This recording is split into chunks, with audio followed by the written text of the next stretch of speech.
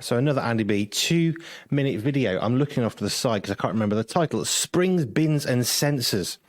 Now we've got a sensor bin. I don't know if you know what a sensor bin is, but let me quickly explain it to you. It's a bin with a sensor. Doesn't get much more complicated.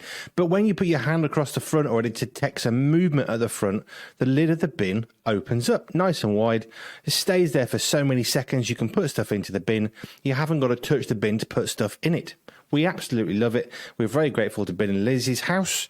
We went to a long time ago and they had a sensor bin. Now we have one. It's one of those when you think, just open the bin. And then you try it for the first time and you think, this is life-changing. Anyway, leaving bins to one side.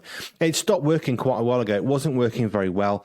You could put fresh batteries in. You could hear the motor was spinning very well. You can hear the noise of the door, the trap at the top trying to be opened, but it was getting less and less open.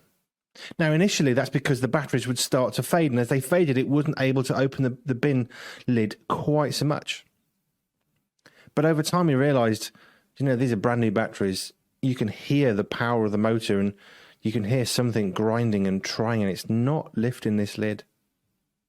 So it got so bad that I took it apart, and I decided that well, I'm not going to buy another one. I'm sure it's a simple fix. I'm sure it's just bad engineering.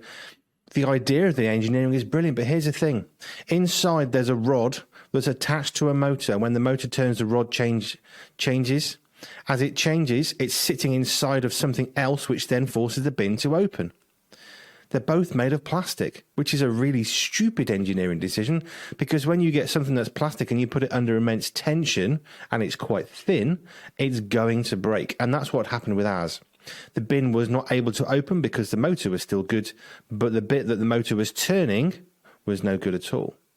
So I took it apart, I fixed it, I glued it, I strengthened this little sheath thing that the motor sits inside so that when it turns it didn't split and break. That was a funny noise that we were hearing. Used some cable ties, superglued those on, cut off the ends. It all works perfectly now. But I took out a spring. We don't need the spring. I don't even know what it was for. We've been the spring. Sometimes in life there are things we do and there's things left around. It's that classic thing with the furniture.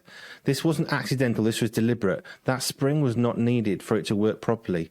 But now I've taken the time to fix it. It's all good again. And that's what God does in our life. He takes things out sometimes that we just don't need.